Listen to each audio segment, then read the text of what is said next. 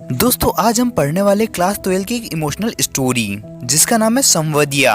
तो बात करते हैं संवदिया क्या है। संवदिया उस व्यक्ति को कहा जाता है जो समाचार या संदेश एक जगह से दूसरी जगह तक पहुंचाता है। हरगोविंद ऐसा ही संवदिया है। भले ही अब गांव गांव में डाकघर खुल गए हैं, लेकिन जब गुप्त समाचार भेजना होता है तो लोग अभी भी संवदिया को बुलाते हैं। तो आइए दोस्तों इस चैप्टर को हम डिटेल से एनिमेशन के माध्यम से समझते हैं।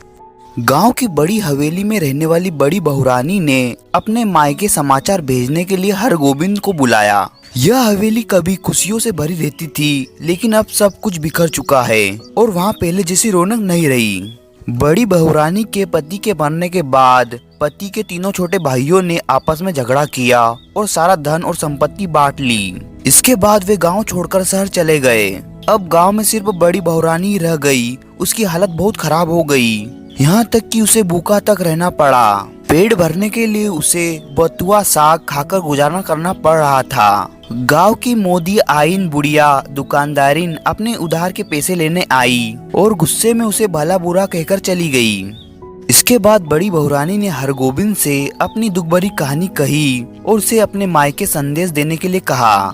माँ से कहना, मैं अपने भाई भाभीियों की नौकरी करके अपना पेट पाल लूंगी। बड़ी बहुरानी बहुत दुखी थी। उसने हरगोविंद से कहा, मैं बच्चों की बची हुई जूठन खाकर किसी कोने में पड़ी रहूंगी, लेकिन अब मैं इस घर में नहीं रह सकती। अब और सहन नहीं होता। उसने कहा, माँ से कहना अगर वो मुझे यहाँ से नहीं ले जाएगी तो एक दिन मैं अपने गले में गड़ा बांधकर तालाब में डूबकर अपनी जान दे दूंगी।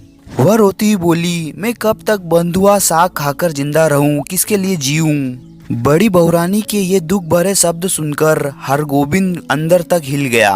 उसे देवर देवरानियों की बेरहमी पर भी बहुत गुस्सा और दुख हुआ। हरगोविंद बिना कोई राह खर्च लिए ही थाने बिहुपुर जाने वाली डाकगाड़ी में बैठ गया। वह रास्ते भर बड़ी बहुरानी के शब्दों को याद करता रहा और उन्हें उसी भाव से कहने की हिम्मत जुटाने की कोशिश कर रहा था। कटिहार जंक्शन पर पहुंचकर उसने बिहुपुर स्टेशन जाने वाली गाड़ी बदली। जब गाड़ी बिहुपुर स्टेशन पर पहुंची तो उसका दिल भारी हो गया। उसे फिक्र होने लगी कि वह कैसे बड़ी बहुरानी का दुख भरा संदेश सुनाएगा। जैसे ही हरगोविंद गांव में दाखिल हुआ, गांव वालों ने उसे पहचान लिया और कहा, अरे जलालगढ़ गांव का संवदिया आ गया। बड़ी बहुरानी के बड़े भाई ने हरगोविंद से अपनी दीदी का हालचाल पूछा। जब हरगोविंद घर पहुंचा तो उसने बड़ी बहुरानी की बूढ़ी माँ के पैर छुए। बूढ़ी माँ ने बड़ी बहुरानी की खबर पूछी तो हरगोविंद ने कहा कि सब ठीक है। उसने अपने आने का बहाना बनाया और कहा, मैं तो कल सिरसिरिया गांव आया था, इसलिए सोचा कि आप लोगों के दर्शन भी कर लूं। जब बूढ़ी माँ ने फिर संदेश के बारे में पूछा तो हरगोविंद बात टाल गया और कह दिया। बड़ी बहुरानी ने कहा कि छुट्टी होने पर वह दशहरे के समय गंगा जी के मेले में आकर माँ से मिल जाएगी। बूढ़ी माँ को इस जवाब से संतोष नहीं हुआ। उन्होंने दुखी होकर कहा, मैं तो अपने बेटे से कह रही थी कि वह अपनी दीदी को लेने जाए। बूढ़ी माँ दुखी थी। उन्होंने कहा, अब वहाँ गांव में मेरी बेटी के लिए कुछ बचा ही क्या है, कोई उसकी खबर तक नहीं लेता। वह वहाँ अकेली पड़ी है। हरगोविंद ने उन्हें दिलासा दिया और कहा, अभी भी जमीन जायदाद कम नहीं है। बड़ी बहुरानी तो गाँव की लक्ष्मी है, वह गाँव छोड़कर शहर नहीं जा सकती। लेकिन हरगोविंद खुद बहुत भावुक हो गया था। उसने रात को ठीक से खाना भी नहीं खाया और नींद भी नहीं आई। रात भर वह यही सोचता रहा कि सुबह उठकर बूढ़ी माँ को बड़ी बहुरानी का असली संदेश बता देगा। सुबह वह बूढ़ी माँ के पास बैठा, लेकिन सच्चाई बताने की हिम्मत नहीं जुटा पाया।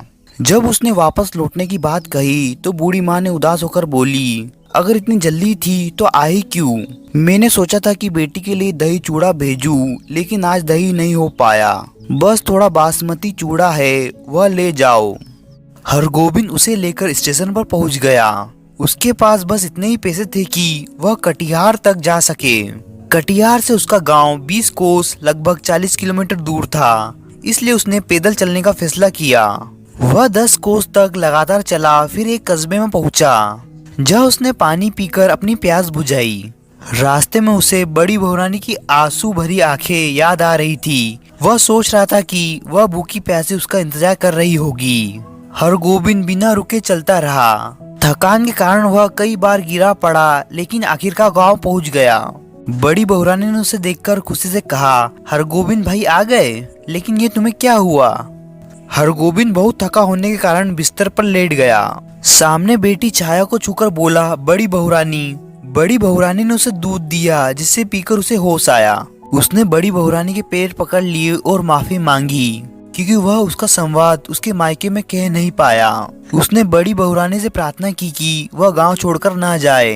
वह उसे कोई कष्ट नहीं होने देगा। वह उसकी माँ है, सारे गांव की माँ है। वह अब निठल्ला नहीं बैठेगा तथा उसका सब काम करेगा। बड़ी बहुरानी गर्म दूध में एक मुट्ठी बासमती चूड़ा डालकर मसकने लगी। वह स्वयं संवाद भेजने के बाद अपनी गलती पर पछता रही थी। दोस्तों, वीडियो अच्छा लगे तो इस वीडियो को लाइक कीजिए और चैनल को सब्सक्राइब कीजिए। Thank you for watching.